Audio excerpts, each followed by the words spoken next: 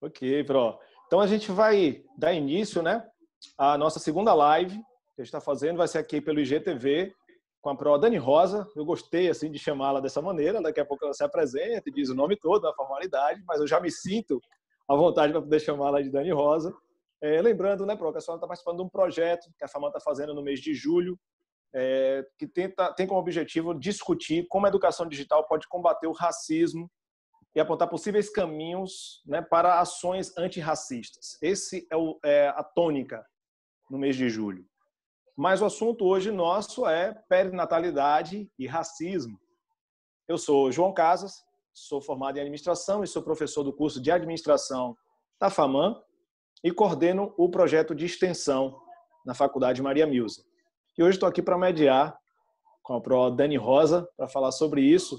E eu queria deixar minha curiosidade, como eu já falei, né? Perinatalidade já me chamou a atenção, pelo fato de eu ser homem, e há toda uma questão social, né? De se deixar o homem, como eu digo, não é só uma questão de que para o homem é conveniente, o homem ele nem se interessa. Há muitas vezes até o nosso interesse, mas socialmente, as representações sociais muitas vezes nos excluem também. É preciso também ter essa voz, né? Porque às vezes a gente não é ouvido dessa maneira. Eu digo isso porque quando você se aproxima para estar sentindo dor, deixa para lá, homem é desajeitado. Homem fora da cozinha que atrapalha tudo, não tem hora, é uma bagunça, demora horas para fazer uma coisa só. Então a gente nunca vai fazer.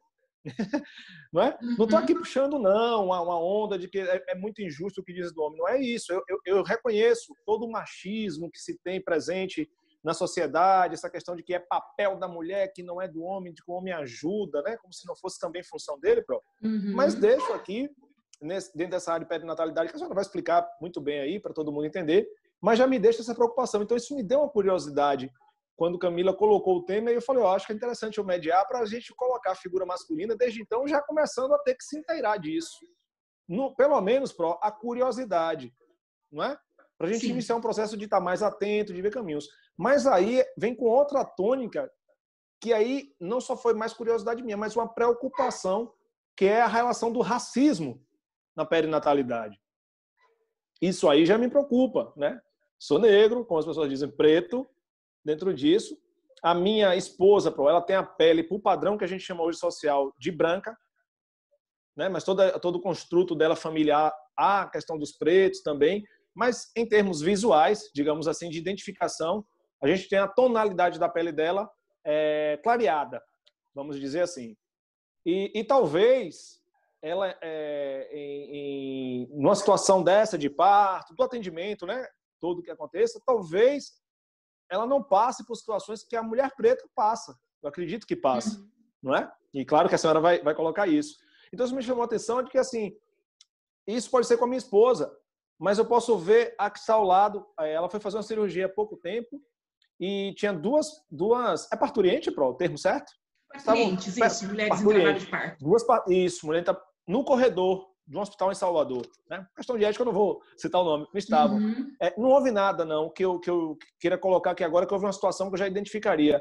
Mas nós nos aproximamos delas duas e desejamos assim um bom parto. Elas também perguntaram se estávamos grávidos, nós falávamos que não, queremos muito, mas ainda não chegou o momento. Sim. E ficou ali aquele momento no corredor de muita amabilidade. Mas eu quero dizer, porque se eu tenho um mínimo de conhecimento sobre situações e aquela mulher naquele momento, né, uma delas era preta, passa por uma situação que pode ser do racismo, já naquele período, já naquele tratamento, por que não você ajudá-la com os direitos que ela tem ali? Ou evitar que aquilo se propague? Entende? Então me bateu, eu estou mais como um curioso aqui,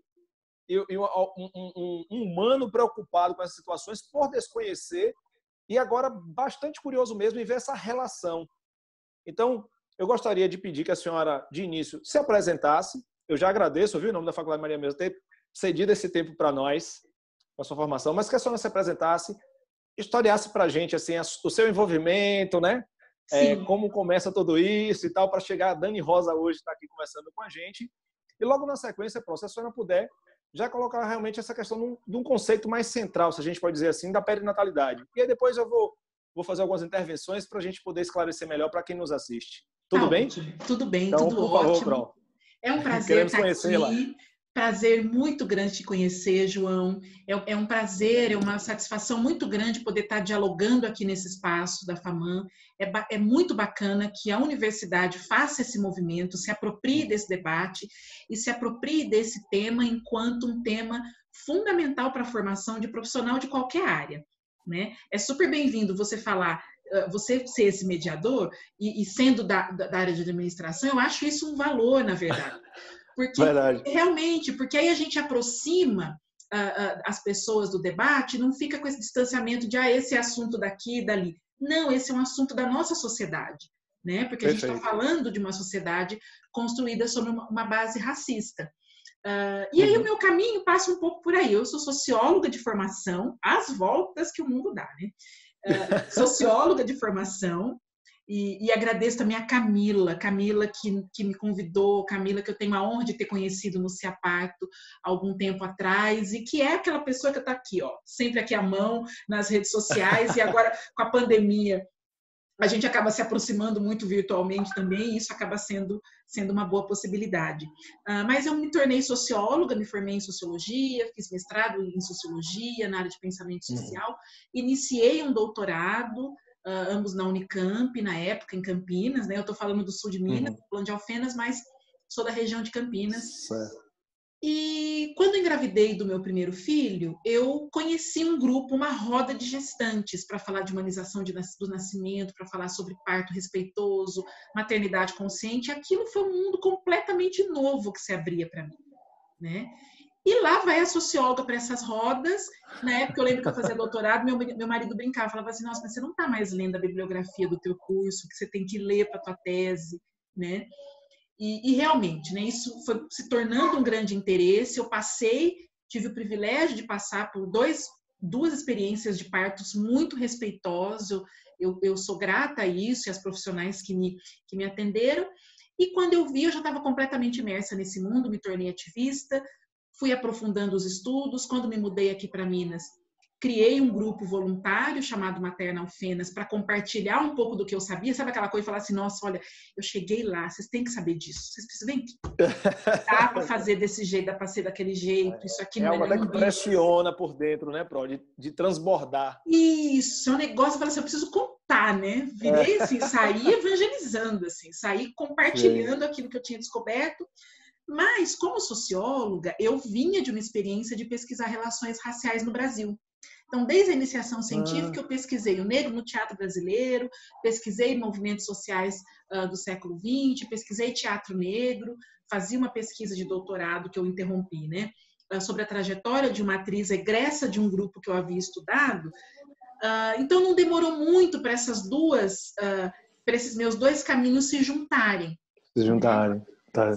E eu começar a refletir dentro daquilo que eu estava aprendendo sobre a perinatalidade, e aí lembrando que perinatalidade, né, até esse prefixo peri, que é aquilo que está em torno da natalidade, então é a gestação, certo. o parto, o pós-parto, que também tinha ali determinantes raciais e determinantes vindas do racismo muito fortes ali nessa relação, né?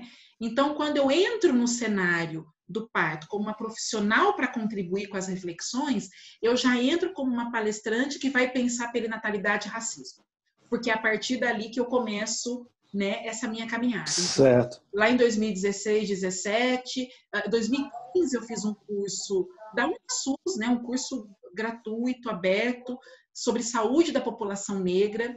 E aí foi o primeiro clique, né, de olhar e falar assim, olha, tem uma coisa aqui que a gente precisa cuidar e precisa olhar, né? E em 2017 eu chego ao CEAPARTO pela primeira vez palestrando sobre esse tema e venho então anualmente, hoje fazendo parte da comissão científica, inclusive, para pensar aspectos ligados às nossas relações raciais e como isso é determinante no cenário do parto. Então, veio de um movimento pessoal, de querer entender sobre gestação, sobre parto, se juntou com um movimento que já era profissional da pesquisadora. Todos dois aqui. E hoje essas duas coisas caminham juntas. Então, eu me tornei doula mais recentemente. Hoje eu presto assistência a mulheres em trabalho de parto, gestantes e no pós-parto, e sigo fazendo pesquisa, lendo, palestrando, escrevendo, inclusive. Tem algumas coisas que eu tenho escrito, tenho publicado sobre essa perspectiva das nossas relações raciais, né? Um tema que enfim, já está presente na minha vida há muito tempo, tanto da perspectiva sensorial, né? E aí é desde o primeiro momento, depois da perspectiva acadêmica, quando eu vou fazer pesquisa, e agora também ligada à maneira como eu olho a atenção perinatal, né? Então é muito determinante esses caminhos para mim, né? Isso se mistura muito, né? A experiência e aquilo que eu fui observando. E é assim que eu chego aqui, né? Assim que eu chego neste momento, falando aqui para professores, estudantes da FAMAN. Não, muito bom saber dessa formação. A senhora falou do momento da questão natural, de perceber, né? Das razões de se encontrar nisso. Eu vejo três palavras, assim, ou verbos, que é o sentir, né? Como mulher preta, chega na academia, o entender. Exatamente. E aí, profissionalmente, como agir. Interessante, né? Eu sinto, porque nem todo mundo sente, busca entender, mas se não há o sentimento, como compreender de fato? Exatamente. As questões aí vem muita coisa, vem a empatia, né? Termos empáticos de se ter, de sentir dores, aí eu digo problemas sociais, né? Dores aqui eu trago como uma representação de problemas sociais. E aí eu já inicio, eu não sei se a senhora é muito afeita às questões dos clichês, né? Mas eu sempre trago, porque como a gente fala muitas vezes para muito público, um público muito heterogêneo, melhor dizendo, é importante a gente trazer alguns clichês, porque ajuda a informação a chegar de uma maneira mais clara, mais fácil. Sim. Não é verdade, Pro? Então, sim, eu tenho muito cuidado com os termos técnicos e tal. Não se sinta, por conta disso, tolhida, não nos termos, mas as minhas provocações elas vão nesse sentido. Sim. Um dos clichês é, quando a gente começa a ouvir algo desse tipo, logo alguém reproduz, sem nem refletir, sem sentir, que é mimimi, por exemplo. Né? Já se usa o mimimi, eu já ouvi muito, dói um pouco no ouvido, mas eu escuto, que é o coitadismo.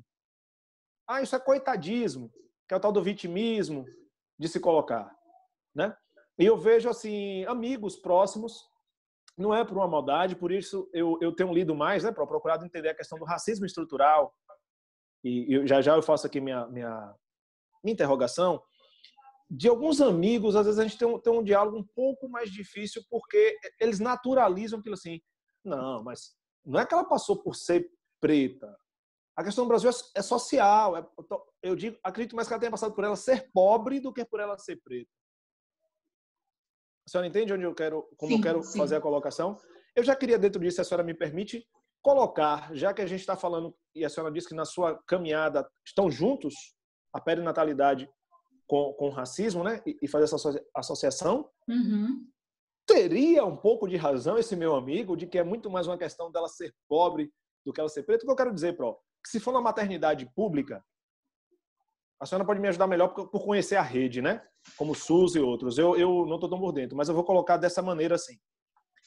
Será que em uma maternidade pública, uma mulher preta, ela estaria mais sujeita ao racismo e problemas aí nessa perinatalidade, que se ela for em um hospital classe A, por ela ser uma profissional que goza de uma situação financeira muito privilegiada, com ganhos altos, que coloca ela numa classe mais elevada, por ela ter o dinheiro, o cartão que ela saca ali, o que o marido dela, ou seja, quem esteja com ela, né, um cartão, um Platinum, um Gold, de alguma bandeira da vida, coloque, aquilo já mude.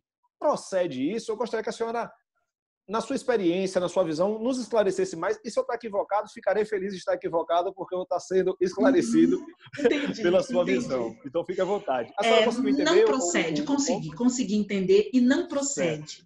Né? E eu falo isso, talvez, não necessariamente pela minha visão e pela minha experiência, que seria uma coisa muito, muito particular, mas por aquilo que a gente vê expresso em termos de dados mesmo. Né? Ok, ótimo. Mas, por exemplo, esse ponto de partida do mimimi, ele é fundamental. O mimimi ou o coitadismo, eles estão num lugar na nossa sociedade que ele sempre foi um impeditivo para que pessoas negras se manifestassem. é a falta da escuta. E aí as pessoas às vezes enchem a boca para dizer assim, precisamos dar voz aos negros. Muito obrigado, queridos, já temos voz, não precisamos. O que a gente não somos precisa, mudos. né? O que a gente precisa é dessa escuta mais qualificada, é desse respeito, é de ouvir aquilo que está sendo dito. E a gente viu isso acontecer agora no mês de junho, né? Quanta gente que acorda, né, para essa, às vezes por um estímulo, inclusive internacional, mas acorda para essa pauta e começa, nossa, por onde eu começo? O caminho já foi dado. Né? A régua e o compasso já estão aí e o Gil está cantando isso faz tempo. Há muito tempo. Né? Já está dada a régua e o compasso e aí as pessoas precisam olhar para isso. Né? Então, a ideia do mimimi, eu acho que um sociólogo, e aí, né, calo profissional, né? Eu já lembro aqui dos meus colegas, um sociólogo muito importante no Brasil, que é o Florestan Fernandes, ele diz uma coisa que eu acho muito interessante. O brasileiro tem preconceito de ter preconceito. Então, essa ideia da cordialidade que a gente já viu, a gente vê cair por terra todos os dias, com a violência, com o extermínio da população negra, essa ideia já cai por terra todos os dias, mas parece que a sociedade brasileira gosta de segurar ali, né? De que somos cordiais, tá todo mundo bem, tá todo mundo ok, igual, e a gente sabe muito bem que não, os nossos números estão dizendo isso, acho que eu adoro trabalhar com os números, com dados, tá aqui, ó, pesquisa, não tem como fugir. Né? Não tem como fugir. E aí, esse preconceito de ter preconceito é a ideia de que não, eu não vejo cor. Como se fosse a coisa mais maravilhosa do mundo. E aí tem um negócio que pega muito quando a gente vai falar sobre isso, sobre nossas relações raciais. Eu preciso ver cor para entender o acesso. Eu preciso ver cor para eu entender os desfechos. Porque se eu não faço essa estratificação, a gente fica nessa pseudo-igualdade que não se concretiza e os números nos dizem. E aí, por que o mimimi é tão desrespeitoso e é tão violento? Que ele parte do pressuposto que uma pessoa que reclama por algo em que ela está sendo injustiçada, em que ela está sendo violada, ele parte do pressuposto que essa reclamação não tem razão de ser. Mas ele tem, na verdade, um compromisso muito grande com o nosso status quo, com a maneira como a nossa sociedade está organizada desde sempre. É uma forma de deixar negro no seu lugar, ficar no seu próprio lugar. Tanto é que a nossa classe média, e agora o esgoto está aberto, né? Está saindo coisas horrorosas o tempo todo, que a classe média brasileira, ela enche a boca para depreciar o outro, e a gente viu isso muito recentemente no Rio de Janeiro, quando um fiscal da vigilância sanitária, né, ou da vigilância epidemiológica, foi agredido, e o que aquelas pessoas usam contra aquele cidadão?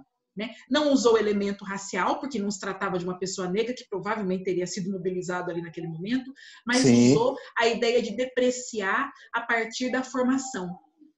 Quer dizer, eu tenho. Então, é a ideia do que eu sou, eu tenho. Estudar branquitude também é fundamental nesse processo. Então, eu sou. Olha só o que você está fazendo aí. Então, eu deprecio ali o outro sem nem saber. E se ele reclama, eu classifico como inimigo. Né? Ou como coitadismo. Não existe coitadismo. O que a gente tem são dados, e aí dentro do nosso, e aí pegando o seu exemplo, né? Essa gestante, primeiro que a defesa do SUS é uma defesa pela qualidade de acesso à saúde da população negra. Defender o SUS enquanto política pública universal de saúde, eu sou uma defensora do SUS, é a defesa de uma saúde de qualidade para a população negra. Por quê? Porque quase 80% dos usuários do Sistema Único de Saúde no Brasil são pessoas negras. São os pretos e pardos lá do IBGE. Embora a crise do coronavírus nos mostrou muito escancaradamente como uma política pública universal de saúde, ela é determinante no enfrentamento de crises epidemiológicas como essa. Né? Mas, no geral, sem necessariamente estar olhando para o contexto de crise, eu tenho pessoas negras que acessam muito mais o serviço público de saúde. Né? Então, quando eu falo do racismo que acontece nesses espaços, eu não estou demonizando o sistema único de saúde como um todo, não. Eu estou dizendo que a nossa sociedade que tem o racismo como algo estrutural e estruturante das relações, ela vai, obviamente, também ter isso refletido na atenção em saúde pública. Então, ainda que essa mulher negra chegue com um cartão Platinum na maternidade, muito provavelmente esse atendente vai checar 3 vezes para ver se o cartão não é roubado. Muito provavelmente esse atendente vai, enquanto está aqui só no sorriso, só no carão, ele está aqui no celular mandando um zap para a segurança. Sobe que tem uma negona aqui com cartão que não deve ser dela. E isso acontece. Provavelmente é fraude. Provavelmente é fraude. Então, infelizmente, independente dos lugares que a gente acesse, em alguma medida, a nossa cor chega primeiro. A nossa cara preta é aquilo que chega primeiro, e aí a pessoa vai tecer todo uma ficha, né? vai fazer todo um prognóstico em função daquilo que ela acredita ser característica de pessoas negras no Brasil, e esse é o lugar da depreciação, esse é um lugar muito incômodo que a gente se encontra. E só isso, por si só, já derruba por terra a ideia de que essa é uma questão única e simples, pura e simplesmente econômica. Embora a gente tenha... E isso é pegar dados, né? A gente pega no IBGE. Qual é a base da pirâmide? As pessoas com menos acesso à renda, lembrando que agora que a gente está num contexto de crise, isso está escancarado.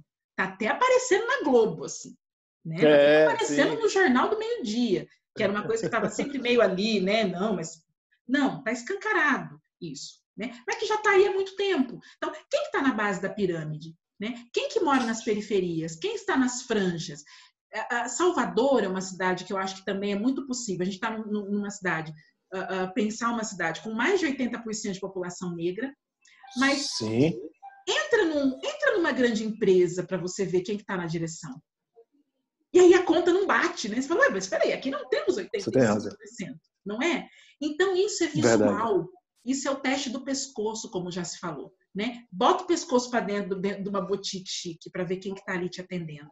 Entra para ser atendida, né? Como que os corpos negros são observados? Então, classificar de mimimi é negar que a gente precisa principalmente questionar privilégio. E essa pessoa que classifica de mimimi é uma pessoa privilegiada, porque é gostosinho ser bem aceito, é gostosinho dirigir seu carrão importado e a polícia não te parar, porque não vai imaginar que você roubou aquele carro, que é o que acontece com pessoas negras com muita frequência. Ou seja, não é econômico, né? E aí, quando a gente vai para o contexto da perinatalidade, tem talvez aqui, eu já vou indo, tudo bem, né, João? Sim. O contexto eu só dei o norte, mas pode ir seguindo aí, pronto. Porque aí eu trouxe, inclusive, 2 textos que eu quero compartilhar depois com você. Eu vou te mandar, vou mandar para a Camila também. Por favor. Né? Um se chama Acordador, que é Acordador, Iniquidades Raciais na Atenção Pré-Natal e ao Parto no Brasil. É preciso dizer que a gente tem muito poucas investigações ainda com esse recorte, mas tem muita coisa sendo produzida, muita coisa bacana, muita coisa bonita sendo produzida por profissionais da atenção ao parto de modo geral. Nesse artigo, eles pegam os dados que foram levantados numa pesquisa, num inquérito nacional, inclusive, chamado Nascer no Brasil. Foi feito um levantamento nesse inquérito Nascer no Brasil de 23.894 mulheres entre 2011 e 2012, né, a partir da análise dos prontuários, entrevista a algumas delas, para entender como é que elas tinham atravessado e vivenciado a perinatalidade. Parto, desfechos, mortalidade e tudo mais. Depois, um grupo de pesquisadores, posteriormente, pegou esses dados para analisá-lo a partir de raça, cor. Então, foi observar esse resultado e analisar a partir de raça, cor. O que a gente tem aqui de resultado é aquilo que por si só já desmancha a ideia de mimimi. Porque o que os dados nos mostram? Os dados nos mostram que, deixa eu até pegar um trechinho aqui que eu acho bacana, dar uma lidinha aqui rapidinho, que é o seguinte: em comparação às brancas, puérperas de cor preta possuíram maior risco de terem um pré-natal inadequado. Peregrinação para o parto muito maior em relação em mulheres negras do que em mulheres brancas. Peregrinação para o parto é quando a mulher entra em trabalho de parto e vai buscar um serviço para ser atendida. Ia perguntar isso. Aí se aquele vai e volta, hospital, não é agora, volta. Mas e você aguentador, né, minha filha? Às vezes o não é agora até se explica. E aí a gente entra também numa outra coisa, do conhecimento dessas fases. Chegou numa fase muito inicial, que a gente chama de fase latente do trabalho de parto, ela precisa ser orientada, pode até ser dispensada. Mas a peregrinação é quando ela não recebe ali atendimento e nem explicação nem nada. É simplesmente Ah, não tem vaga. Entendi. Né? Aí ela vai para o outro. Então ela fica buscando entendi. até um Faz aquela lugar. via crucis. A peregrinação é a via crucis. crucis. Faz a via crucis. A ausência de acompanhante. Vale lembrar que desde 2005 existe uma lei que obriga, né, que torna obrigatório a presença, o direito ao acompanhante durante o trabalho de parto.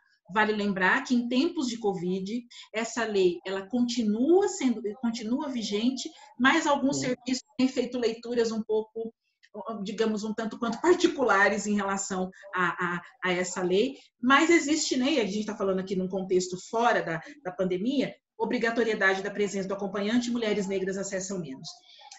A ausência de acompanhante, e foram identificadas disparidades raciais em todo o processo de atenção perinatal. Então, o que a gente tem aqui? A gente tem mulheres que acessam e que precisam fazer uma trajetória muito semelhante ao longo do pré-natal.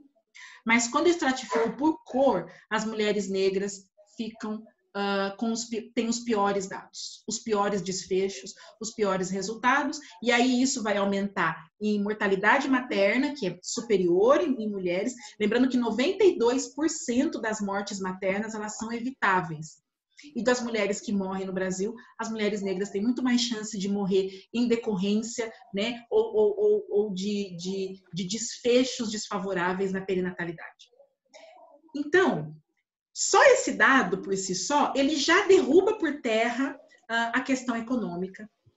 E ele também já derruba por terra a questão do mimimi. Eu tenho números que, quando eu olho para eles, mulheres que acessam, inclusive, o mesmíssimo serviço, elas vão ter um tratamento diferenciado. Lembrando que a única coisa que tem de marcador de diferença desses dois grupos é o quesito cor, é o quesito raça, que lá no IBGE aparece como preto e pardo. E aí, eu saio um pouquinho da cor da dor, que traz esses dados, que depois eu vou te passar, é um texto fundamental, né? Perfeito. Estudantes que estão me ouvindo aqui, um texto fundamental, eu vou passar para vocês, tem outros dados, isso aqui está muito mais detalhado, né, do que eu estou fazendo aqui. E vou para um texto de uma antropóloga americana chamada Danae Davis, que é inclusive a pesquisadora que cunhou o termo racismo obstétrico. A Danae Davis, ela abre o texto dela fazendo uma fala, e vale lembrar, né, que nos Estados Unidos a gente tem um panorama também absolutamente desfavorável para mulheres, para mães negras, que morrem muito mais do que as mães não negras. E ela abre o texto dela, e é o único exemplo que eu vou me ater aqui, depois vou passar essa referência para vocês, trazendo uma observação a partir do relato de uma doula que frequenta com certa regularidade uma maternidade específica no estado de Nova York, e ora ela faz isso acompanhando mulheres brancas, ora faz isso acompanhando mulheres negras.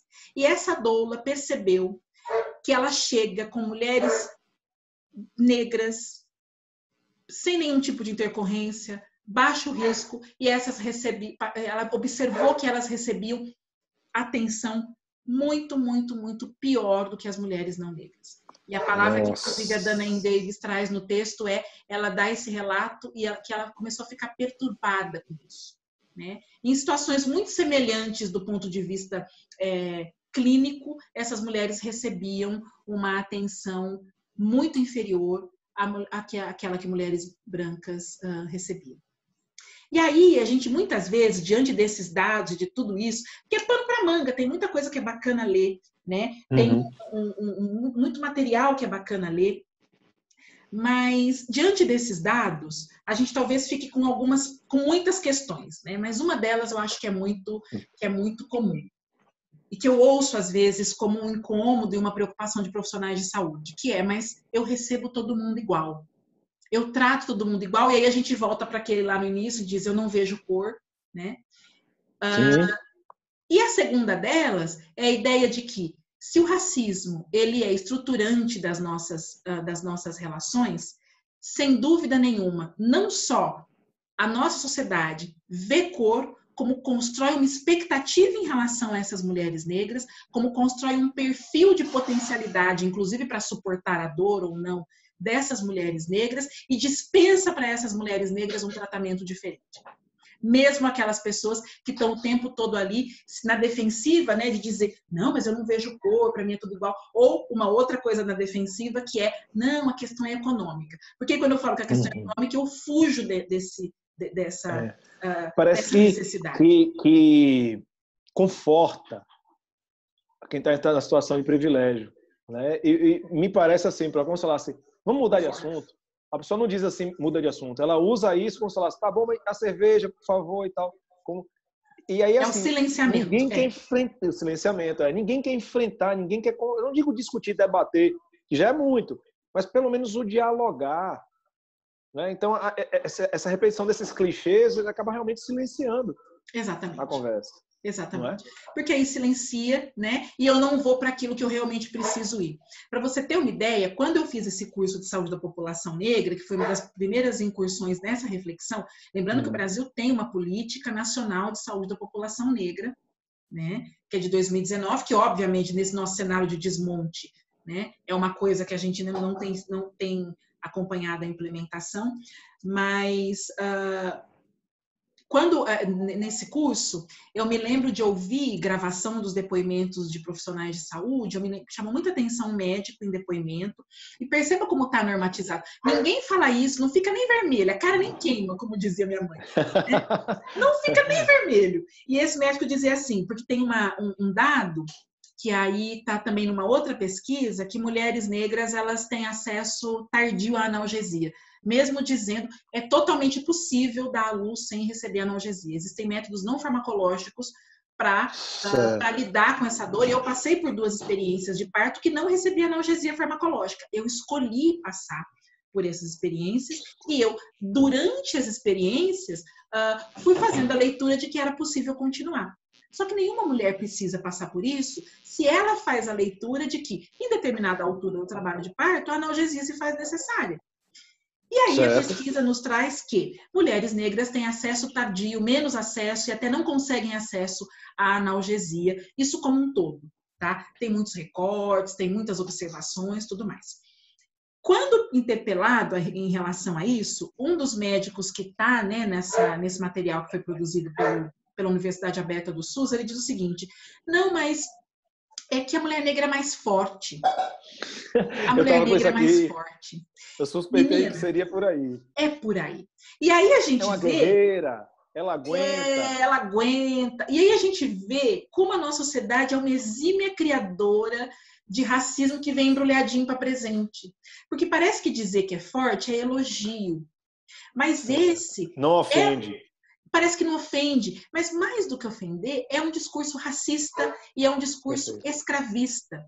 Porque, obviamente, que no nosso imaginário, no imaginário da nossa sociedade brasileira, achar que negro é forte, aguenta tudo, tem dente forte, não precisa disso, acalentou muito bem as consciências lá no nosso período escravocrata para suportar a ideia, nem que eu tivesse muita dificuldade em suportar essa ideia, mas para ter aquelas pessoas negras tratadas como animais de carga mesmo. Então, a ideia do forte, na verdade, ele tem um fundamento escravista. É um corpo que suporta tudo, porque está construindo um país, está levando nas costas, literalmente, pedra e chibata. Então, percebe como no cenário do parto, de repente, vem embrulhado, vem como um elogio, vem como uma anedota, uma coisa tão simples, e vem uma fala dessas. Então, o fundamental, né? E aí está a ligação que você comenta no começo, e que eu acho que ela é fundamental, é que o nosso racismo estrutural, ele estruturou todas as instituições, ou melhor, ele perpassa todas as instituições, ele perpassa tudo aquilo que a gente tem na nossa sociedade. O Mano Brown falou uma frase recentemente, que é como é que é se acabar com o racismo, o Brasil acaba, né? Vai ruir a nossa sociedade, que de certa forma eu entendo, né? Claro que ele leva ali para o extremo, mas a gente entende essa perspectiva, porque todas as nossas relações, elas estão perpassadas pelo nosso racismo. Então, quando em junho eclodiram esses movimentos em função de uma violência extrema que o homem negro sofreu, coisa que infelizmente a gente acaba testemunhando no Brasil todo dia, e as pessoas, né, se tornaram, né, foram se afetando por isso, uma fala que eu sempre fazia era: ok, é muito lindo, mas isso precisa sair das nossas redes. Isso precisa ir para a nossa prática cotidiana. E não se trata de conclamar todo mundo a virar ativista, embora quem deseje tenha sim que buscar um grupo, né, de estar em contato com esses grupos. Mas é olhar em volta no seu dia a dia, onde você trabalha. Né? Cadê os negros? Quem que limpa? Quem que ensina? Quantos negros ensinam? Quantos negros estão presentes ali como centro da produção acadêmica, da atenção? Né? E esse não é um lugar de, né, não é favor, né, não é coitadismo, porque esse é um perfil possível, que infelizmente não se investe nessa possibilidade. Né? Então, onde é que estão os negros? Ah, eu trabalho, por exemplo, no hospital, né? Vamos pensar o profissional de saúde. E aí as pessoas, não, Daniela, mas você está dizendo que todo mundo é racista? Não, eu não estou dizendo que você, a nossa sociedade é. E todos nós reproduzimos, mesmo quando normalizamos uma situação. E aí, quando aquela enfermeira, ou qualquer pessoa, estou dizendo enfermeira porque eu tenho a grata... o privilégio de ter contato com muitas dessas profissionais e estar refletindo com elas, né? Quando elas dizem, não, mas eu não vejo cor, eu sempre digo para elas, pois tu tem que ver cor. Veja a cor, veja como é que essa cor, essa origem determina a experiência que aquele corpo negro que você vai lá pulsionar uma veia experimentou o serviço de saúde. Como é que foi tratado? Foi tratado como forte e ficou ali num canto? Né?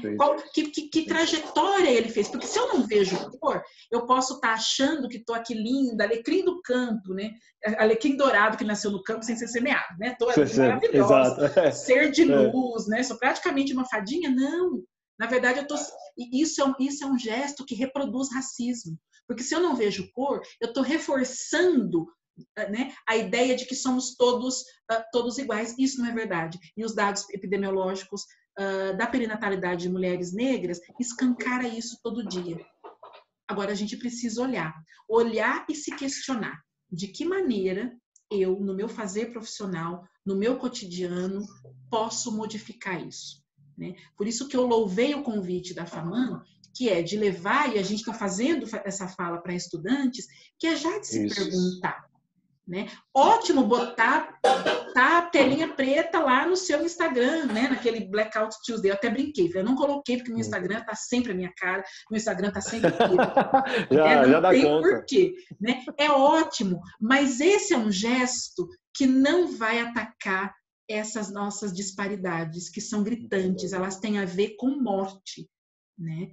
Elas têm a ver com impedimento de vivenciar. E olha só que interessante, né?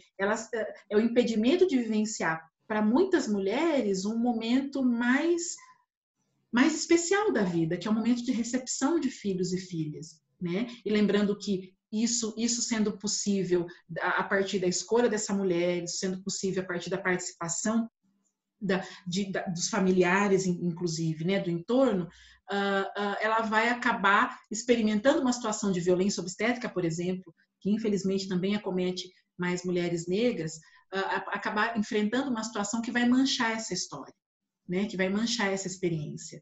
Né? E aí, só para fechar, né, que eu já estou aqui, uma pessoa falando pelos cotovelos, mas de uma vez, palestrando numa faculdade aqui na cidade, e aí, numa faculdade privada, e aí uma pessoa se levantou muito brava comigo, né, quando eu fui dando os dados da verdade. Por isso que eu brinco, né? Falar de racismo no Brasil, eu vou pegar um outro ditado, né? É aquela coisa, matar a cobra e mostrar o pau. Porque as pessoas vêm sempre tentando desautorizar essa fala, desarticular esse discurso, né? Eu adoraria que alguém viesse e falasse, não, mas não é por aí não. Eu falei, nossa, não é mesmo, que bom, né? Não, os dados estão nos mostrando isso, né? E são muitos. Exato. E eu me lembro que essa pessoa se levantou e falou assim, muito brava, falou assim para mim, mas espera aí, eu também sofri violência obstétrica, não é só com negro? Eu falei, então, eu sinto muito pelo que você sofreu, mas como socióloga eu não posso trabalhar com amostragens tão ínfimas, você é uma que está aqui na minha frente. né? Eu não posso pegar uma única experiência e dizer assim, realmente, tá aqui, ó, vou fechar meu livro, tá tudo errado. Você foi, né? Porque a ideia de que parece que nós estamos reivindicando essa desgraceira é o que, às vezes, torna as pessoas tão desconfortáveis para chamar de mimimi. Né? E aqui a gente não está reivindicando. Eu compartilho um estado de coisas, né? Eu compartilho um cenário, mas para, enquanto sociedade, todos e todas pensarmos em formas de nos afastarmos disso. E aí isso serve para quem está na educação, por exemplo, é o exemplo que eu sempre dou, né? Quem está na educação, cadê cara preta no seu livro didático? E historinha com personagem negra? A gente está formando nossas crianças olhando para uma normatividade branca. Né? Recentemente, meu filho chegou com um gibi para mim, né? Eu tenho o maior ranço daquele gibi, porque, né, botou uma amiga da protagonista negra, né? E aí tinha uma história com a família inteira, e meu filho me esperando, chegando de um parto, meu filho me esperando, tem um tempo, ele falou assim, mãe, olha só, a família dela inteira é negra, e dessa vez tem uma historinha inteira sobre ela. Não é só aquele apêndice, né, a amiga da protagonista.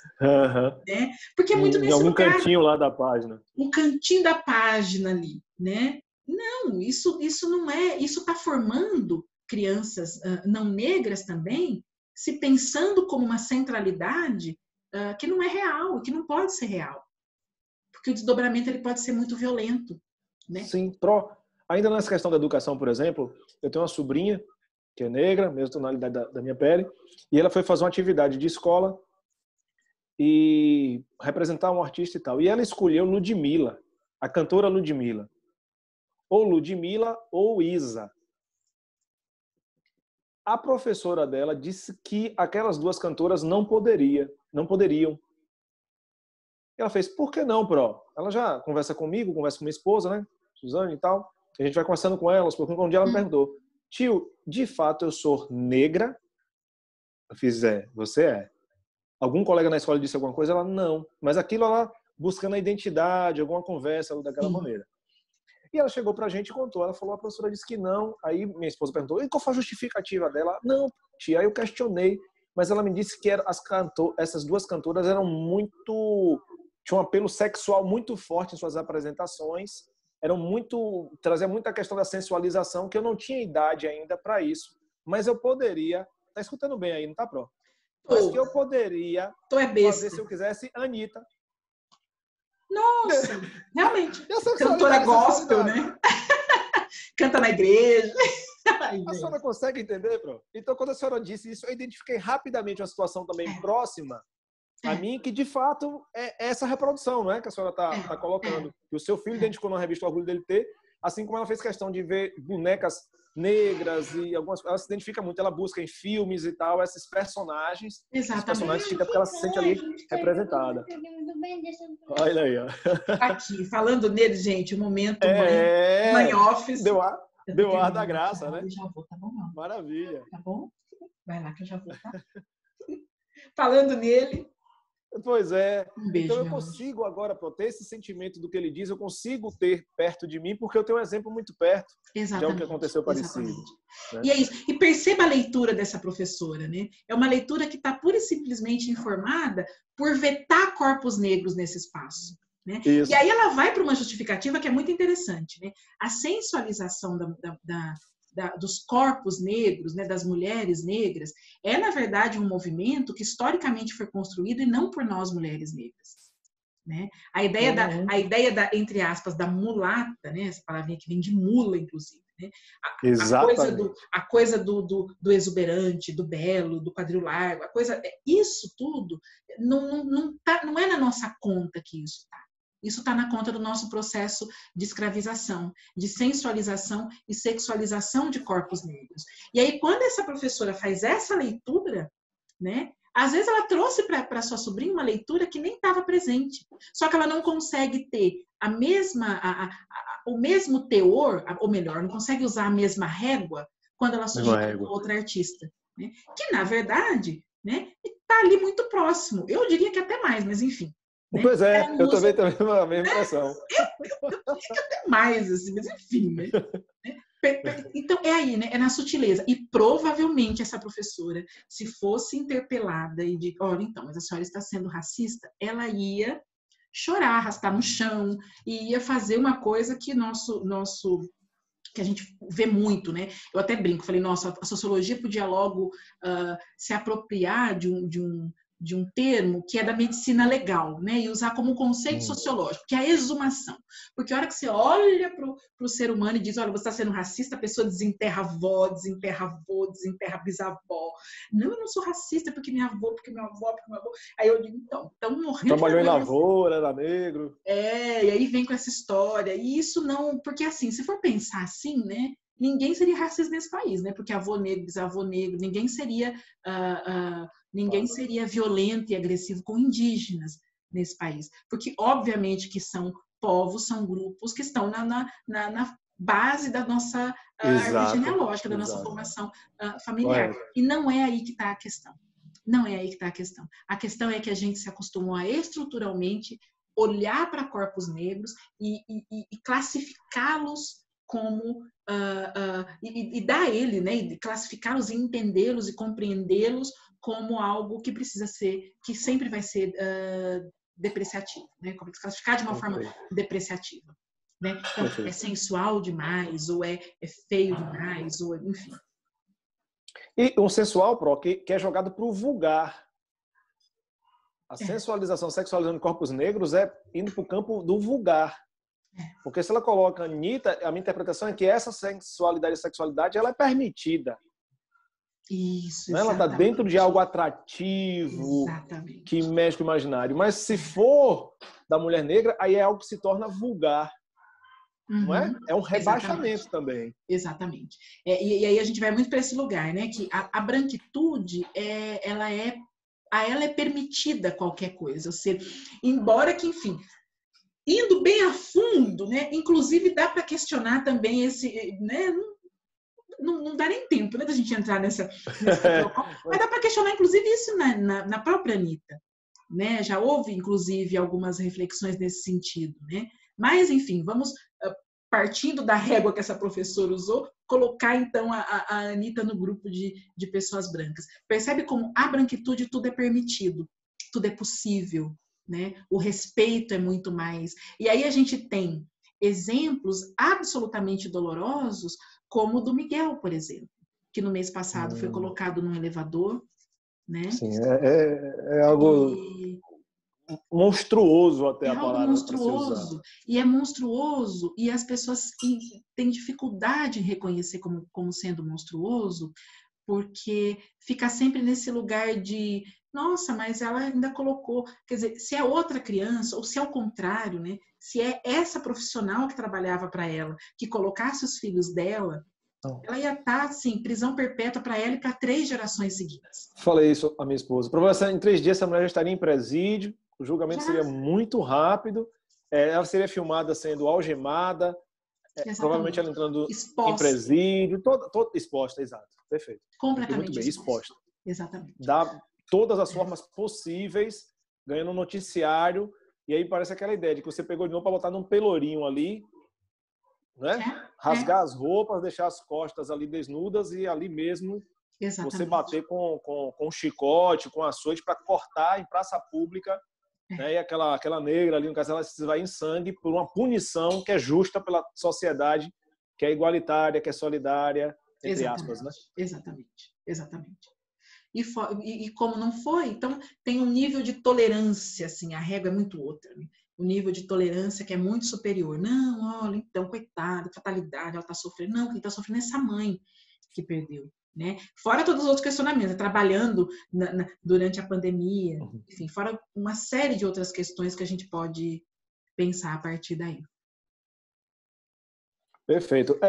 Teve uma pesquisa também que a professora Camila ela conduziu aqui com as alunas. Eu achei interessante, porque ela trouxe dados, né? Trouxe uma pesquisa. Deixa eu ver se eu resgato aqui o tema. Sim. Violência obstétrica sob a ótica do viés racial. Concepção de mulheres negras de um município do Recôncavo da Bahia. Recôncavo também tem uma grande quantidade de população negra. Sim. né? E aí, o que é que objetivou essa pesquisa? Analisar as concepções de mulheres negras quanto às experiências em relação ao parto e violência obstétrica. E aí essa pesquisa ela evidenciou que a presença de elementos preconceituosos caracterizou a desumanização como algo que está ligada às relações de poder. Queria até que a senhora falasse um pouco disso também, essas relações de poder, né, nessa perspectiva até sociológica, e que colocam a mulher negra em situação de desigualdade e vulnerabilidade diante daqueles que deveriam ser cuidadores. Essa pesquisa foi orientada pela professora Camila, orientando a egressa Luíne Mendes, em 2019, aqui pela FAMAN. Olha que Bem interessante, interessante. essa atrocidade de duas pesquisas, mas você vê que na graduação, né, como a gente está falando para alunos aqui também, colegas aqui, como é interessante a gente também, no nosso dia a dia, no nosso território, no nosso ao redor, a gente buscar esse olhar, lançar luz também nessas questões.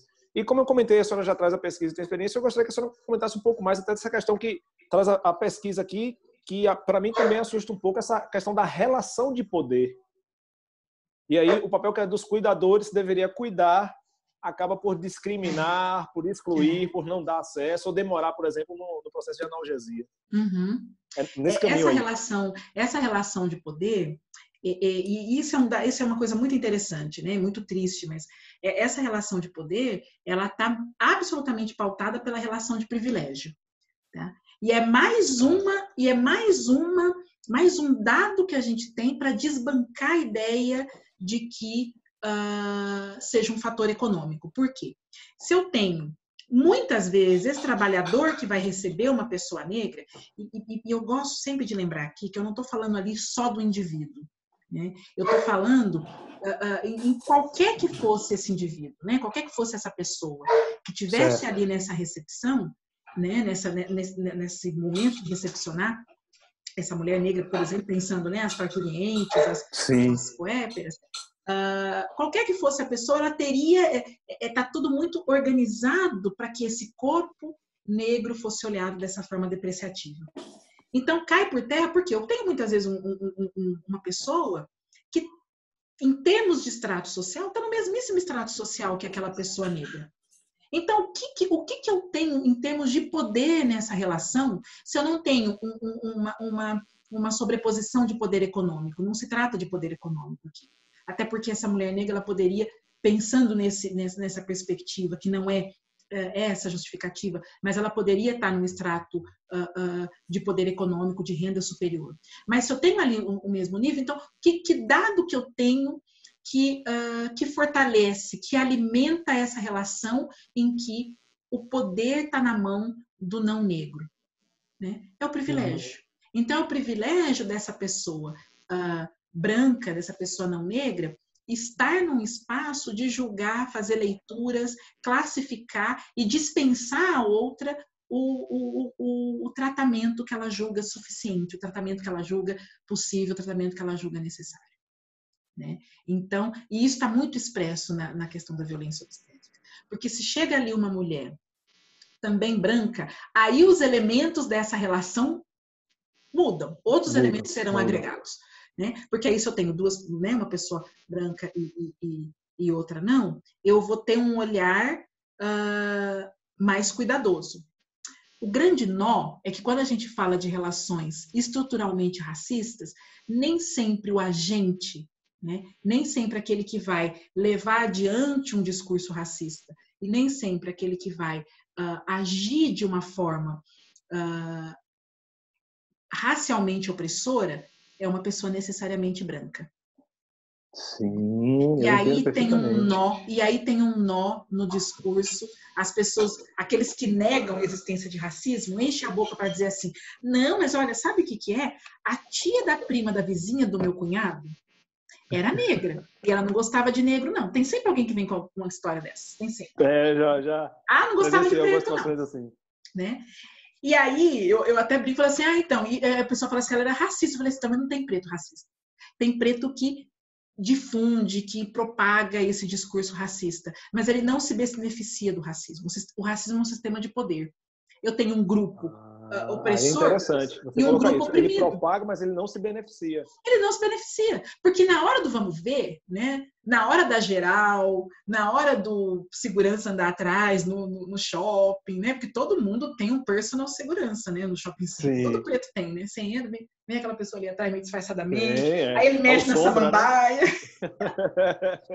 Ele mexe na samambaia, ele finge que ele não tá ali, mas tá ali te perseguindo, tá ali olhando o que vai falar. Já teve vezes eu virar em Campinas e falar assim, olha, meu querido, o tamanho da minha bolsa, uma bolsa pequenininha, cabe só meu celular. Você já quer revistar? Porque a gente economiza o tempo dos dois, né? E o constrangimento. A pessoa, não, imagina, eu tô aqui, tô trabalhando, não sei o Não, quê. eu quero pelo menos andar mais à vontade. Então você Né? pergunta Pra a eu parte do poder pelo menos celular, ficar mais tranquila. Então, quando eu tenho essa pessoa negra que, em função da discriminação, do racismo que sofreu, ou até em função da compreensão de que quanto mais eu me afastar dessa negrada, né, menos eu vou ser discriminado, porque infelizmente a gente pode ter, né, essa ideia falaciosa, né? Essa pessoa reproduz, mas na hora de ser vítima desse racismo, ela vai ser como todo e qualquer negro, né? Ativista ou não. Então, quando eu falo não tem preto racista, né? Fala assim, não, mas e a cunhada do meu primo, que é vizinho, não sei de quê? Tudo bem, ela na verdade, ela está propagando, ela está falando, ela está fortalecendo, ela está divulgando esse sistema de relações de poder, mas ela não se beneficia dele.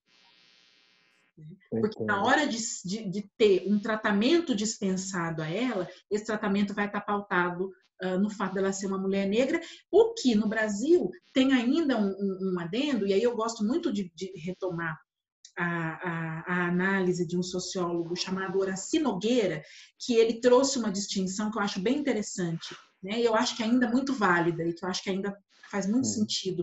Mesmo hoje que a gente já tem agregado, ainda bem, né, muitas e muitas reflexões, essa já é uma pauta que está mais na mídia, enfim, na boca do povo, que ele diz o seguinte, que no Brasil existe, ele faz um contraponto com os Estados Unidos, que acaba sendo nosso contraponto muito frequentemente, né, por algumas coincidências no plano da história, embora tenha dois caminhos bastante distintos, mas ele diz assim que no Brasil a gente tem um racismo de marca e nos Estados Unidos, racismo não, desculpa, ele chama de preconceito. Ele fala o preconceito de marca e o preconceito de origem. O preconceito de marca é aquele que eu bato o olho, tem ali uma concentração de melanina um pouco maior, eu já tenho ali já dispenso um tratamento. Enquanto que nos Estados Unidos, na leitura e na análise que ele faz, uma pessoa que não expressa necessariamente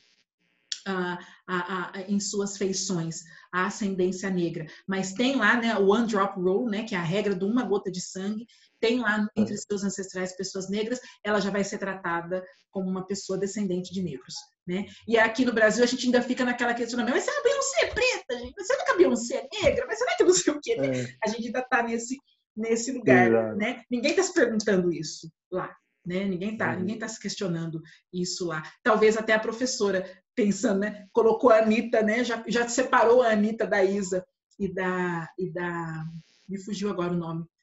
Ludmilla. Da Ludmilla, sim. Da Isa e da Ludmilla, porque fez provavelmente essa leitura, né? Que é uma leitura de marca, né? E a marca é aquilo que vai determinar a maneira como esses corpos vão ser lidos, percebidos, aceitos ou não nos espaços, independente de ser pessoas que propagam falas depreciativas dos negros também, ou se colocam frontalmente contrárias a políticas públicas para pessoas negras, políticas públicas de integração, políticas públicas de educação, enfim. Que perspectivas? Eu imagino que quem está nos assistindo vai falar assim, meu Deus, eu já estou começando a ficar preocupado. Eu ia falar disso mesmo. É isso, né? A gente está desvendando, né? A gente está tirando vendas, muitas que estão em mim, muito questão da fala, eu não enxergava muita coisa, eu não via pelo menos por esse caminho, né? Como é colocado. Vou pegar o material. A senhora, sinceramente, ver caminhos, perspectivas, eu vou um pouco mais longe. Dentro desses caminhos e perspectivas, que papel nos cabe? Quero falar agora do indivíduo, cada um que nos assiste, tomar para si a responsabilidade, né? Afastando a ideia do mimimi. E gostei porque eu não encarava dessa forma, eu considerava muitos negros, inclusive, racistas, E pelo que a senhora coloca, eles reproduzem, eles propagam, mas eles não se beneficiam, eles não adquirem privilégios por conta disso, dessa atitude, que muitas vezes até é inconsciente, né? Muitas vezes é reproduzido de Mas forma inconsciente inconsciente. é um mecanismo de defesa, inclusive produto do próprio Uhum. racismo, né? É um mecanismo de defesa, né? Então, eu gostaria que a senhora seguisse nesse caminho de perspectivas e responsabilidades também. Porque eu vejo algumas pessoas colocarem, e eu concordo, o pessoal diz assim, só essa live aqui ela não é suficiente. Tá bom, então vamos aqui colocar uma perspectiva, uma coisa, digamos assim, mais prática, se a gente pode usar esse termo, de o que eu posso fazer a partir de agora, não de amanhã, mas de agora o que é que eu já faço em termos de atitude. Não na minha rede só, não, de eu colocar, mas o que eu penso a partir de agora, o que eu digo a partir de agora, o que se já tenho, não quer que eu continue, entende, Pró? A palavra é vossa. Olha, eu gosto muito dessa pergunta. Você sabe que enquanto eu estava falando aqui, falei, nossa, mas depois tem um caminho, né?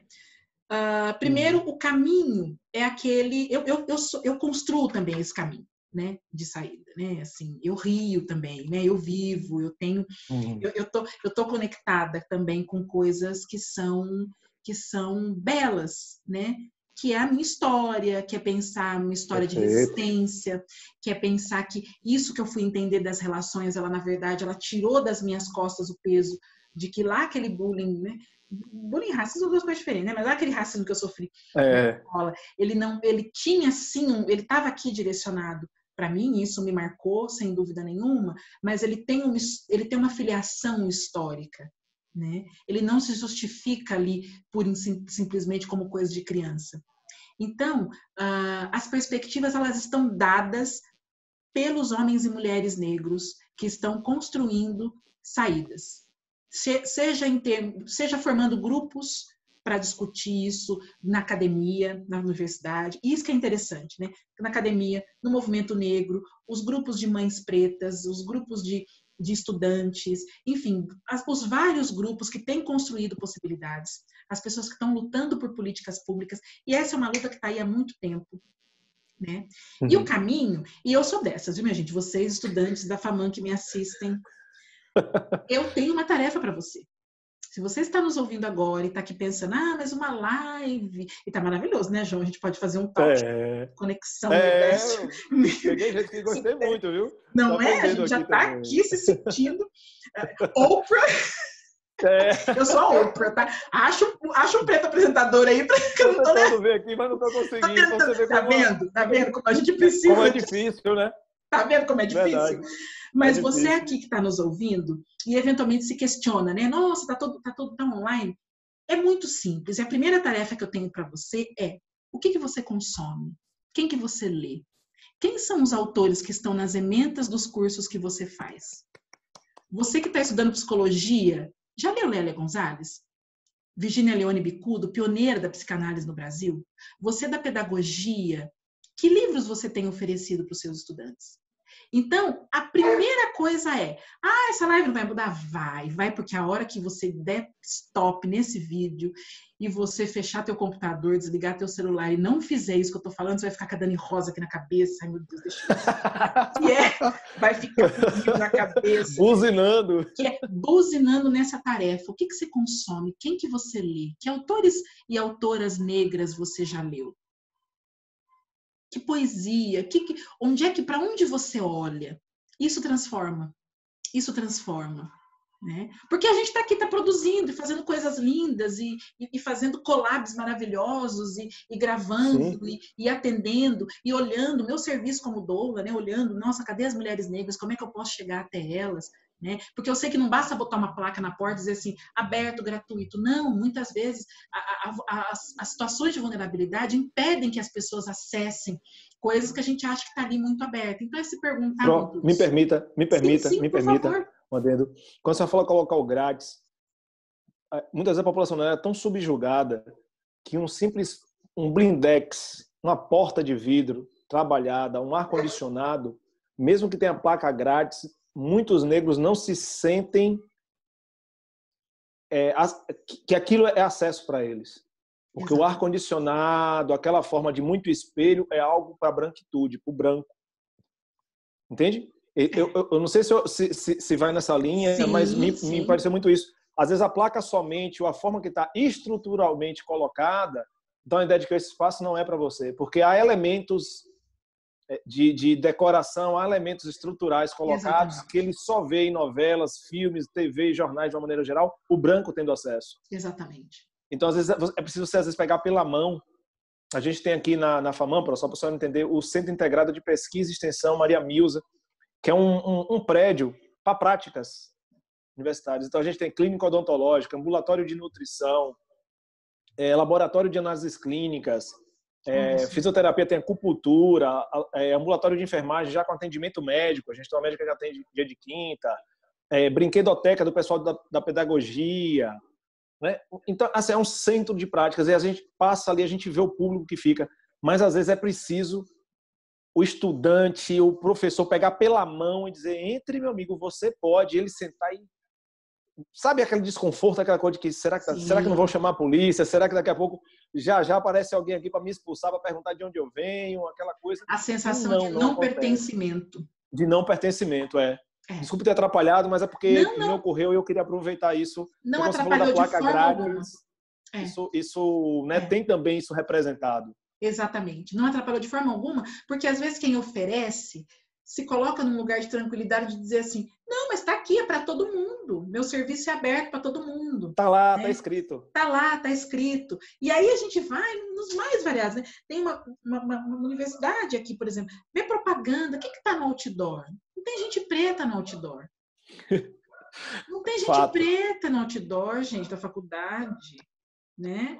No Instagram da FAMAN tem, viu, gente? Porque eu vi, tem uma arte maravilhosa. Também, a gente tem colocado. Tem, isso mas, tem. Na maioria, como você fala, pelos dados, quando você faz o apanhado, não tem. Não tem. Eu fui para Salvador, eu me sinto tão em casa em Salvador. Eu tirei foto com o totem do elevador, do metrô. Os totens, né? Os bonecos do metrô. A gente tirei até selfie. Porque a gente não se vê. E aí as pessoas podem me dizer assim: ah, Daniela, mas que exagero, né? É óbvio, tem lá uma foto de um estudante, não importa se é branco ou se é preto, tá chamando todo mundo. Tá, então vamos inverter. Vamos botar só gente preta nas propagandas. Alguém vai dizer assim: mas peraí, e eu? Não é? Quem está acostumado à centralidade, né? A centralidade estética, porque é uma centralidade estética e é irreal, porque no Brasil tem mais de 50% de gente preta. É uma centralidade estética irreal.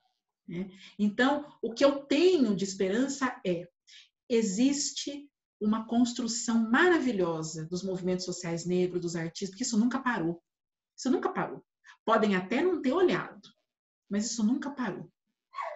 Isso vem desde os movimentos sociais negros do Brasil colonial, do Brasil império. Né? Isso está posto na nossa história. A gente não colheu, não contaram para a gente no livro de história. Não contaram a história da África. Né? A África não começa quando os europeus chegam lá para retirar gente escravizada, não. Alguém já ouviu falar de Tombuctu, por exemplo? Uma universidade. Eu mesmo não. Vou te mandar umas coisas. Por favor. Depois você me passe seu zap, aquelas assim, né? Me passe seu e-mail para eu mandar o vídeo e mandar. Que são coisas que eu também não tinha visto até poucos anos atrás. Não tinha olhado para isso. A gente não é levado a olhar a literatura, né? Então, a tarefa que eu tenho para vocês é: observe o que você consome. Em termos de literatura, influencer, né, que hoje está muito em alta, quem são os influencers que você assiste? Quem são as pessoas que você assiste, que você consome? Né? Que filmes você assiste? Que séries você assiste? Tem uma produção cinematográfica, literária, de artes visuais, intelectual, que está aí. E ela é belíssima, tem avanços, tem coisas interessantes, coisas menos interessantes, como em qualquer ser humano. Né? Não é simplesmente substituir, é só olhar para essa composição diversa que a gente tem. Né? A gente passa, eu fiz um curso de ciências sociais, pouquíssimos autores e autoras negras. Hoje tem mais, mas a gente vai falar assim: ah, mas não tem autor negro. O quê? Não tem sociólogo preto que está escrevendo? Né? Pesquisadora, gente que está criando, gente que está inventando, gente que está... Então, a ideia de fazer um blackout Tuesday, como foi lá aquele, né, de colocar tela preta, eu acho que ela só se valida para mim. Eu só olho como sendo uma manifestação sincera quando eu tenho pessoas que realmente questionam esse lugar social.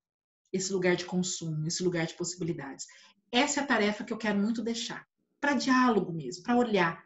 Porque se no primeiro momento, né, quem está nos ouvindo até aqui, foi ouvindo isso dessa perspectiva da dor, que ela está assim presente, tem uma perspectiva da produção que você precisa olhar. Seja qual for a sua profissão, seja qual for o estudante que está me olhando, o professor que está me olhando, vai lá olhar quem são os seus colegas negros que estão produzindo, estão discutindo isso. Né? E vocês estão num lugar em que isso é muito propício. Né? É olhar com seriedade, é olhar e não olhar dessa perspectiva, deixa eu dar espaço. Não, tá lá e é bom o negócio, é só trazer aqui para você ler, você vai falar assim, não, que negócio interessante. Olha que coisa bacana. Né? Claro que tem essa perspectiva dolorosa, mas tem uma construção. E aí, com base nisso, tem muitas mulheres e muitos homens, mas eu tenho, pensando nesse movimento da perinatalidade, muitas mulheres construindo movimentos incríveis. Incríveis. É preciso olhar para eles. E essa é a tarefinha que eu já deixo para vocês. Primeiro dia nosso encontro, e eu deixo essa tarefa para vocês. Você na tua área, no teu lugar, no espaço que você ocupa, né? Observe essa sua prática. Observe no seu serviço como é que chegam os negros e negras. Observe, olhe. Aí, certamente, esse vídeo vai ter um potencial transformador. Porque todas as lives podem ter. Só que a gente nega, né? A hora que termina, né, a gente clica, desligou, e aí, oba, bora tocar a vida, que amanhã... Né? Bora tocar a vida, não. Deixa eu voltar à realidade. Deixa eu voltar à realidade. Só que a realidade é essa. Exatamente. Ela pode estar se apresentando para você pela primeira vez, ela pode estar se reapresentando para você. A realidade é essa também. Né? E ela está posta, ela está dada, e a gente está fazendo uma caminhada muito potente em muitos espaços. Né? Porque a gente para chorar os nossos mortos, a gente para chorar os nossos corpos mutilados, mas a gente também para produzir cultura, para produzir saber, para produzir, para falar, para contar coisa bacana. E isso está posto, isso está dado. Esse é o movimento da vida, embora isso tenha nos sido negado historicamente, a vida. Perfeito, perfeito. Pronto, excelente. Eu quero complementar dizendo que é preciso reconhecer o avanço, ainda que tente silenciar, que tentem apagar, fazer demérito, às vezes descrédito aos avanços, é preciso reconhecer. Eu estou tendo a grata satisfação verdadeira aqui de conhecê-la, né? Camila fez esse convite, eu falei com ela que Camila, a gente tem que gravar porque de cara eu já simpatizei, eu vi que eu também. É ótimo. É ótimo. Nossa, semana que vem eu não vou conseguir, tem que ser hoje, quero hoje. Não, perfeito, que bom que você conseguiu essa solução do Zoom. Mas assim, década de 90, até o limiar de 2000, qual negro que eu ouvia, eu não lia, mas eu ouvia os feitos, as falas como um intelectual? Milton Santos. Maravilha. Milton Santos. Maravilha. Hoje, tudo bem por conta das redes sociais também, a gente tem vários intelectuais já hoje, mulheres inclusive.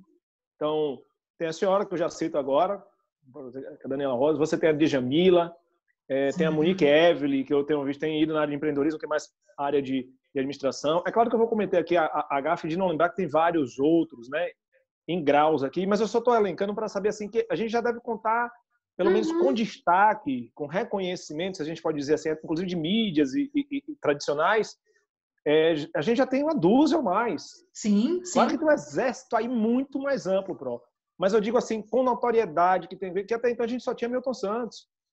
A gente teve há pouco tempo no Roda Viva Silvio Almeida, e ele falou, em 97 quem teve aqui foi o professor Milton Santos. Então, para mim é uma honra sentar agora no lugar que ele sentou há muito tempo atrás. Mas olha quanto tempo levou para outro negro intelectual vir aqui e sentar. Exatamente. E saber que eles existiam, né? Mesmo contemporâneos ao Milton Santos, anteriores ao Milton Santos, tinham tantos e tantos outros e outras, né? E aí você me fez lembrar de uma coisa que tem um texto do Milton Santos o título é preciso ir além da constatação. Nossa, grata lembrança do Milton Santos, porque eu me lembrei de uma situação que no começo desse ano foi alvo de crítica o fato, eu não acompanhei muito bem, não vou nem citar os nomes para não cometer nenhuma gafe, mas vocês vão dar uma busca, vocês vão saber que foi um documentário, um seriado feito sobre a trajetória de Marielle Franco, e que sofreu muitas críticas porque parece que a produção, diretores e tudo mais não eram pessoas negras, e isso foi muito criticado, que entendeu-se que essa perspectiva, né, essa abordagem seria muito mais interessante de pessoas negras. E aí, para nossa surpresa, a diretora, uma produtora, fez um comentário que eu achei aquilo assim, que aí é chegar e não avançar, né? Tipo, é chegar, olhar, falar, olha, isso existe, que horror, nossa, coisa legal. Claro. E aí não avança. Ela virou e falou assim, então, é que por nosso racismo estrutural, a gente não tem pessoas negras para fazer esse trabalho. Olha que coisa interessante, e que triste, né? E que raiva também. Que triste. Porque ela vai buscar no racismo estrutural, ok, ótimo, percebeu, se tocou, mas aí usa como uma justificativa da ausência. Né? É exatamente o movimento que esse nosso vídeo quer fazer de forma contrária. É ir constatar, e como diz o Milton Santos no título daquele texto, até preciso reler esse texto, você me fez lembrar, muito bom. É preciso ir além da constatação. Ok, constatei, qual é o meu papel nisso? Porque a partir do momento que se constata, você se torna responsável. Você se torna responsável por isso. Você pode até não assumir essa responsabilidade, você pode até dizer, não é comigo, mas você tem sim essa responsabilidade. Né? Porque os dados estão lá, isso está apresentado, existe uma materialidade, né? Isso se apresenta de forma material e concreta diante dos seus olhos. Você tem a responsabilidade de fazer alguma coisa ali no teu pedacinho, ali no miúdo, que consegue amplificar, ok, não consegue, faz ali. Mas isso é dever de todo mundo. É dever da nossa sociedade, é dever das nossas relações. Não é só... Não, a própria Djamila fala muito isso, né? Não é uma coisa só de nós negros e negras. Né? É de todo mundo, porque a gente está nas relações. É de todo mundo. É de todo Exatamente. mundo. Porque a branquitude também precisa, também é nocivo essa compreensão de que não, eu sou o padrão normativo, eu sou o que está. Não, também é uma compreensão nociva. Né? Então, muito bem lembrado, que é entender o já feito, esse caminho que existe, ele está aí, é só olhar, é só voltar. Que inclusive é o nome que eu dei para o meu espaço. Estou aqui na minha sala, do Espaço Sankofa, que Sankofa quer dizer isso. Volte e pega. Isso, né? Tá ali no teu endereço, mas eu não compreendi, não sabia se era mais um sobrenome. Fala um pouco aí, Sankofa. Eu até adotei como sobrenome, porque tinha até um livrinho aqui que tem esse símbolo também, que é quando eu montei o espaço, né? Eu dou aula de inglês também há muitos anos, mas eu já estava, quando eu montei aqui o espaço, eu falei, não queria dar aula de inglês, queria fazer outra coisa e tal. Mas era a primeira coisa, numa cidade nova, né? A primeira coisa que eu poderia fazer, né? Que eu tinha como serviço para oferecer, né? Falei, não, vou montar uma sala de aula de inglês, e aí fui fazendo outras coisas, trazendo para cá. E o nome que eu dei foi por isso, né? Porque era uma coisa que eu não queria, mas depois eu olhei e falei assim, não, eu preciso voltar e pegar, né? Que o símbolo é um símbolo adinkra, né? De África, na região do povo adinkra, né? Região que hoje a gente conhece como Gana. Tá, certo. E significa volte e pegue, ou aquilo que você quer construir para o teu futuro está no teu passado. A resposta para o teu futuro está no teu passado. Então, eu dei o nome para o meu espaço, estou usando até como sobrenome, eu já virei Dani Rosa Sankofa. Mas encaixa muito bem. Porque encaixa muito bem, assim, é voltar e pegar, porque está lá. Né? E se a gente quer um futuro longe disso tudo que a gente viu aqui em termos de dados, a gente precisa voltar naquilo que já foi dito, já foi construído, já foi falado há muito tempo. Muito mais gente, né? Eu sempre louvo as pessoas que caminharam antes de mim, porque se eu tenho hoje a escuta que vocês estão me oferecendo aqui, essa atenção que vocês estão me oferecendo, não é mérito só meu. Teve muita gente preta que lutou, que desbravou, que não chegou, mas abriu mais um pedacinho no caminho para eu poder chegar. Eu sempre falo isso. Toda vez que eu pego o microfone numa palestra, eu agradeço, mas eu agradeço também as minhas antepassadas e antepassados. Porque não é só mérito meu, é mérito de gente que lutou, que brigou, que reclamou, que apontou, e que tombou, e vieram outros, né? E foi pavimentando esse caminho para a gente poder seguir. Então, é olhar para ele, é voltar para ele. Sem dúvida. Hoje a história eu já vejo, como você citou, tem essa relação com a África, a polêmica em torno de Zumbi dos Palmares, porque o pessoal fala da mulher, né, que lutou também, tão importante quanto ele. E agora a gente teve aqui o 2 de julho, que foi a independência da Bahia. Verdade. Foi importante para a independência do Brasil. E aí falaram de Maria Quitéria, que inclusive eu estou falando aqui de Feira de Santana, na Bahia. E tem um distrito aqui que é de Maria Quitéria, de onde ela é oriunda. Mas aí trouxeram de Maria Filipa, que foi uma negra muito brava, que foi também. Aí as pessoas falam, as pessoas esquecem. Eu falo, tá, as pessoas esquecem, mas vamos reconhecer que hoje já tem várias pessoas querendo lembrar e pedindo a inserção do nome de Maria Filipa, assim como, eu não sei se era Dandara de Zumbi. Sim, sim, Dandara. Alguém, não é isso, Dandara? Sim, Dandara de Palmares. Se hoje já tá, eu estou vendo várias pessoas falarem, é porque esse espaço ele já está começando a ser exigido. Se ele ainda não está adequado para acomodar para esses nomes, essas figuras, já há reivindicação. Eu, Exatamente. João, vejo como evolução. Porque a luta é isso, não é verdade? Esse além do Milton Santos, ele não quer dizer que é fácil de uma vez só você alcança o topo. Mas você começa essa escalada, você começa esse esforço, escorrega um pouco mais de pedra do que se imaginava, você contorna um pouco, faz um pouco mais de esforço e vai dando o seu salto, você vai fazendo o seu caminho e sua progressão. A gente precisa reconhecer, porque também, às vezes, bate uma espécie de desânimo e de cansaço quando você vê uma covardia, você lê uma notícia, como você referenciou muito bem, de Miguel, né? Que às vezes dá aquela ideia de que tá vendo, não adianta essa luta toda, porque é o que acontece logo na sequência. Não, gente, é porque é um espaço muito grande. Imagina o Brasil, um país continental como a gente tem, com uma população imensa que a gente tem, há muita coisa para a gente poder fazer, não é? Então esse cansaço, esse desânimo, ele não pode ser um significado de desistência, não é verdade? E sim de resistência, resistir com resiliência, entender quando é o momento.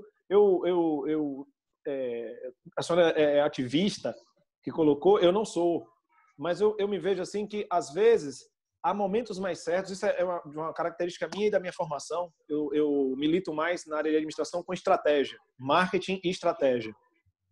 E às vezes eu digo às pessoas que às vezes o movimento e o grito ele é feito no momento inadequado e às vezes na arena inadequada. Né? Vou dar um exemplo assim para ver se eu deixo claro para a senhora. Eu também trabalho numa universidade pública. Aí tem uma avaliação da Secretaria Estadual para credenciamento da universidade. Aí os colegas servidores estão com uma diferença com a gestão da universidade. E aí tem a visita de avaliadores externos, e eles querem colocar ali várias coisas que, na verdade, não é naquela arena. Entendi. Você entende? Nós temos o plano de desenvolvimento institucional que é aberto para uma discussão, em que as pessoas silenciam, não vão lá, ou quando vão, não falam e não se manifestam. Ali é o momento de mudar, porque a gente está replanejando. E eu disse, aí foram contra mim, você está querendo dizer que a gente não deve expor? Eu falei, porque não adianta nada, isso aqui não muda, porque o reitor não está ouvindo, e a nossa pontuação, ela cai. A nossa pontuação, ela cai, vem menos recursos, as suas reivindicações vão ser mais difíceis ainda de serem atendidas. É claro que eu não estou indo aqui no ponto exatamente do racismo, mas eu estou pegando a ideia, né? A construção, a dinâmica da ideia para propor. De ter estratégia, sim. De que muitas vezes a gente deve usar também esse ativismo, não sei se a senhora vai concordar comigo, dessa questão antirracista, de fazer o espaço se fazer, de uma forma mais estratégica. Às vezes você dá não um grito, mas uma palavra com uma pausa, ela é tão mais forte do que 10 gritos que você daria ou palavrões que você daria em um momento que ninguém está te ouvindo ou que aquelas pessoas não são responsáveis por uma mudança. Quer dizer, todos são, mas eu digo, às vezes uma direção, às vezes eu chego é como eu quero reclamar de uma clínica que ainda não abriu, eu quero reclamar com um rapaz que está varrendo a clínica. É um absurdo não abrir a clínica esse horário. Ele não vai poder dizer nada, porque ele nem vai ser ouvido dessa reivindicação. Sim. Quando você poderia, vou dar um exemplo do que eu digo de estratégia, é quando o diretor da clínica está entrando, você bloqueia a entrada da garagem, fala, você só entra quando você reajustar o horário e colocar as coisas no lugar. Aí você chama a atenção, aí você incomoda, a ponto das pessoas, precisamos mudar, porque senão a gente vai começar a ter esse tipo de incômodo todo dia. Sim. Não sei se também você concorda e recomendaria algo nesse sentido, de ler mais, entender mais, para também propor melhor. A leitura que eu faço, que é muito interessante, né? Que é, na verdade, a possibilidade de ter diálogos e de ter uma luta nas mais variadas arenas, né? Não se trata aqui de conclamar todos e todas a estar no mesmo lugar e fazendo... Perfeito. Até porque nem todo mundo tem perfil, nem todo mundo tem inclinação, né? Perfeito. E aí, às vezes, a pessoa se sente mal. Eu não posso exigir de ninguém ser ou estar num lugar em que não é do perfil dela.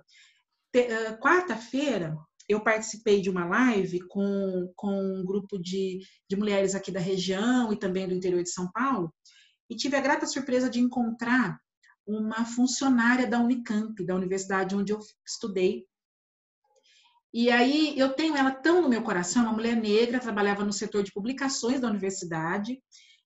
E eu me lembro muito de algumas falas que ela fez comigo ali naquele setor, sabe? Quando eu passava ali para conversar com ela, tal. Gente, tem um fundo de um cachorro aqui, mas acho que não atrapalha aqui, não, né? Nossa. Tranquilo, não atrapalha não. E aí eu falei isso para ela, falei, nossa, que bom te reencontrar. Eu lembro tanto de você quando você me dizia isso, isso e aquilo. E ela me falou uma coisa que eu achei tão fantástica, que ela falou assim para mim: o meu papel no movimento é estar na base, impulsionando gente que está na universidade. Ela falou, eu não estudei na universidade, eu não tenho formação acadêmica, eu não fui para mestrado, doutorado, mas tem pessoas que tinham inclinação, perfil, quiseram, desejaram se construir nesse campo, e eu tinha, como uma militante da base, que potencializar esses perfis. Então, eu achei isso fantástico. Porque não se trata de dizer assim, todo mundo tem que passar por tais trajetórias, todo mundo tem que ser. Não, todo mundo consegue fazer do lugar que está.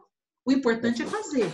O importante é fazer a leitura que você acabou de fazer aqui, que é maravilhoso, né? Você faz uma leitura do lugar que você está, com as ferramentas que você tem, isso é interessantíssimo, né? Com as possibilidades que você tem e avança. E aí vai ter outro que vai estar numa outra frente, né? numa outra perspectiva. Né? Porque até pessoalmente, durante muito tempo, eu me cobrava muito um formato, talvez um jeito de falar, uma forma de abordar. Eu entendi e falei assim, essa sou eu. Em alguns momentos, a minha forma de falar, de me expressar, de me colocar, ela vai ser bem-vinda. Em outros momentos, não. Em outros momentos, outra pessoa precisa estar aqui. Perfeito. E tudo bem, né? Porque eu atinjo um determinado grupo, né? Eu sei que eu acesso um determinado grupo, mas tem um outro grupo que pode ser acessado melhor por uma outra pessoa, né? Perfeito. Por uma pessoa com outro perfil. E aí o que vai fazer com que esse grupo se movimente ao acesso daquela pessoa? Vai olhar para mim e vai dizer assim, nossa, mas a Daniela, será? Mas aí vem o outro e fala. É por isso a necessidade de termos esse grupo. Né? Eu tenho assim, as referências, nossa, vou falar com tal pessoa, ligo para fulano, né? Eu tenho aqui em Alfenas, né, no movimento negro daqui, pessoas que eu sei que estão em determinados espaços e que a voz delas é que tem que ecoar lá. A gente pode até construir junto, mas fala lá tal coisa, você que está ali, né? Por isso quando eu falo, né, quando eu dei a tarefa, né, para todo mundo, pessoal, e a tarefa aqui para todo mundo é no lugar que tá, não é tirar você do teu lugar e falar assim, não, vem cá fazer igual, lê as minhas, não é nada disso. É no lugar que você está. Que referências tem ali? Que estratégia você pode construir ali? No seu espaço, no seu pedaço, com quem você dialoga, onde você produz. Essa que eu acho que é aí que está a potência.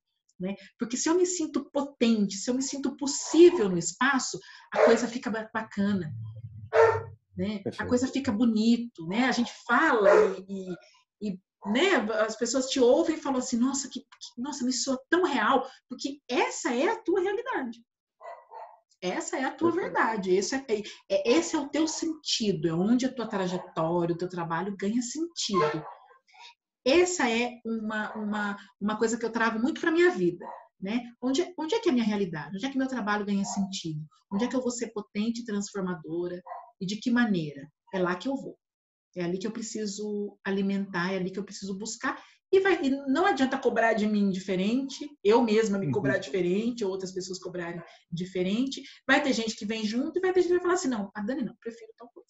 E ok também. Custei, assim, para chegar nesse lugar. Né? Mas isso é bastante importante. Né? Mas é um processo, é uma construção mesmo. É uma construção. Né? E eu achei um poder incrível dessa amiga querida, que quando ela me disse isso, porque ela é se olhar, quanta gente não deve ter olhado para ela e falado assim, mas você não vai fazer faculdade, você não quer fazer faculdade? E ela já estava fazendo uma coisa fantástica, ela é do movimento de trabalhadores e trabalhadoras da Unicamp, né, historicamente do movimento sindical, né, historicamente ali dando força para nós estudantes negros que chegavam na universidade, e era aquela coisa, né, um aqui, outro ali, hoje mudou muito isso, estou falando do início dos anos 2000, hoje mudou muito isso, mas ela estava ali na sua potência, né, naquilo que ela tem. E ela é lembrada por mim até hoje por causa disso. E ela continua lá fazendo isso, marcando a vida de pessoas e impulsionando. Ela me impulsionou em muitos momentos. Muitos momentos. Né, de dúvida, de será que eu vou, será que eu não vou? Ela me impulsionou mesmo. Né? E isso, eu acho que essa é a beleza. Tem muita gente fazendo isso. Muita gente fazendo isso em diferentes muita coisa, áreas. Muita gente. Muita coisa, muita gente diferente. A gente falou aqui de perinatalidade, mas olha quanta coisa que dá para desdobrar. né? Porque de repente a pessoa que Verdade. está assistindo vai falar assim, vai perinatalidade, não é para mim, não é para você também, porque na Não, tua área não tem imagina como é tudo. transversal, né? Não imagina como é transversal. Exatamente, exatamente. Perfeito. É isso. Pro, eu quero agradecer, em nome da Famação, ter aceitado o convite. Agradecer por todo esse conteúdo, toda essa vivência, toda essa prática, toda essa verdade. Isso eu acho incrível, a gente trazer isso com muita verdade, com muita humildade dos lugares, dos reconhecimentos, da realidade que a gente vive. Mas a gente tem que encerrar. Eu queria pedir uma mensagem final, se a senhora pode deixar para todos que vão assistir esse vídeo, uma mensagem final do seu coração, do que você deixaria como semente. A principal mensagem, né, que eu quero deixar aqui hoje é que se você está chegando agora nessa discussão ou chegou agora nesse último mês em que isso aflorou, né, em muitos países, não só no Brasil, é que você fique, observe e perceba e construa o seu papel nessa caminhada, né? A minha mensagem final é que, na verdade, esse aqui seja o início. Maravilha. E assim será. E assim será. Gratidão a Gratidão senhora. minha. Fique à vontade para em outras oportunidades também, tendo um tema novo, contate Camila. Não a live só agora de Júlia com esse tema, mas uma outra oportunidade, mais pelo que a senhora milita e vê, fique à vontade, as portas estão abertas. Fico muito Nossa imensa agradecida. gratidão, muita luz, muita paz no seu caminho, com sua família e na sua luta também. Que assim seja para todos e todas. Muito obrigada. Obrigado, Pro. Muito Tchau, bacana. tchau. Tchau, tchau. Tchau, tchau.